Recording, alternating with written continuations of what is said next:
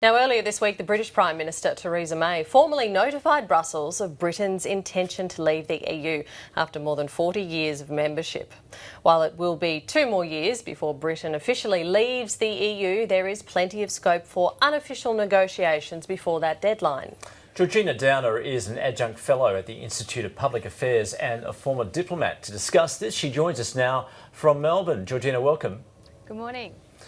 I noticed overnight the European Council President, Donald Tusk, has essentially said they will not conduct any talks with Britain regarding trade while this is going on. He says it's far too premature.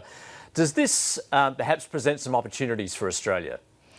Well, that's a difficult issue there. What he's talking about is whether Britain and the EU negotiate in tandem an FTA and this sort of divorce settlement where Britain will have to pay a very large amount of money to exit out of its EU arrangements. So for Australia, we can't really formally negotiate an FTA until Britain is out, which will be probably in 2 years, in 2019. But of course we should be having informal negotiations, and I expect they are ongoing at the moment.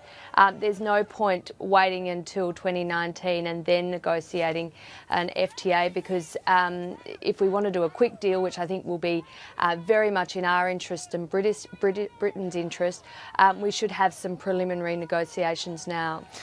Do you feel as though this is essentially a winding back of the clock to a time when certainly Australia and Britain had very close economic ties? Well, you could look at it that way, but no, I think it's absolutely a new chapter for Britain and for Australia's relations with Britain. You're right that prior to 1973, when the UK entered the European Economic Community, as the EU then was, we had an extremely close and preferential trading relationship with the UK. And as soon as the UK entered the EEC, we were basically cut off. So we'll certainly see with an FTA with the UK, I think a lot more in terms of agricultural trade and hopefully recognition of professional qualifications and better treatment of our professionals who want to go over there and live and work. But that's definitely a new chapter. And of course, Australia didn't just sit back in 1973 and say, "Oh, we're terribly damaged and there's nothing to do about it." We actually took the opportunity to explore new markets and did very well. Markets in Asia and North America, of course, being the main ones. It would appear, given Brexit and also, of course, the election of Donald Trump, that people are disillusioned with multilateralism. Is the answer aggressive unilateralism? That's certainly been presented by some people to say this is the way forward and this is how countries will conduct their business as far as trade links are concerned. Look, I think there's two issues there. One, there is certainly a disappointment with multilateral bodies trying to run our countries. So this sort of sense that we elect politicians to represent us in Parliament and they're the ones who are supposed to pass the laws that apply to us wasn't the case in the EU. In the EU, you have that system, but then you also have the EU system, which imposes laws from Brussels and basically laws crafted by bureaucrats. In terms of the multilateral trading system, though, best case scenario are multilateral deals, are WTO deals.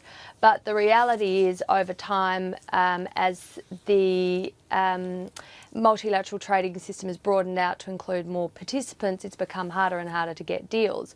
And so, I mean, Australia's experience is a very good case in point, where we have been able to do multilateral or plurilateral deals, like with ASEAN, we have. But where we haven't, we've done the bilateral deals. So great deals with the United States, with China, with Japan, with Korea.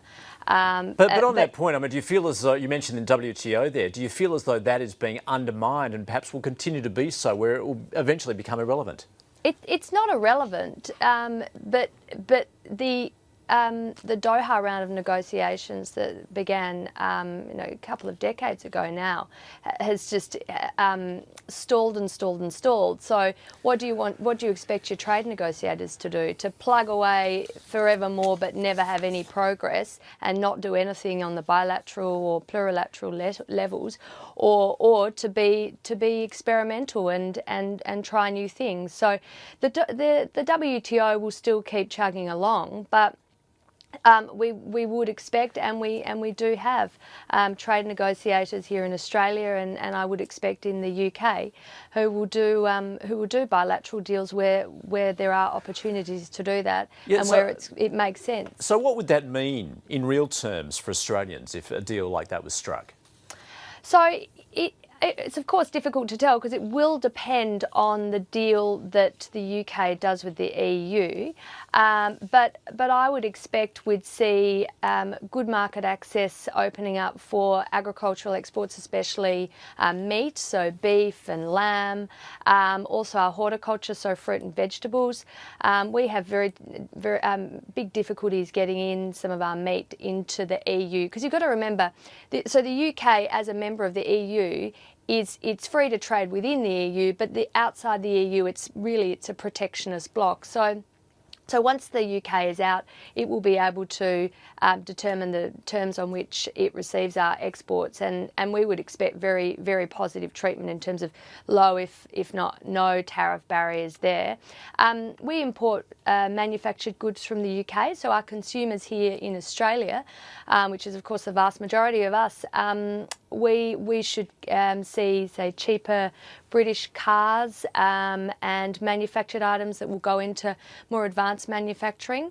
And then I think for most people, though, the very attractive offering, of course, given our economy is such a service-based economy these days, is whether we get good recognition of professional qualifications for accountants, lawyers, and the like. So that's always difficult. But there's an issue over the last 10 years where we've seen a decline in Australians being able to live and work in Britain, as the UK has tightened the restrictions for non-EU migrants. And when we would hope that an FTA would try and rectify that, so we have much easier treatment, fairer treatment for our nationals going over there to live and work.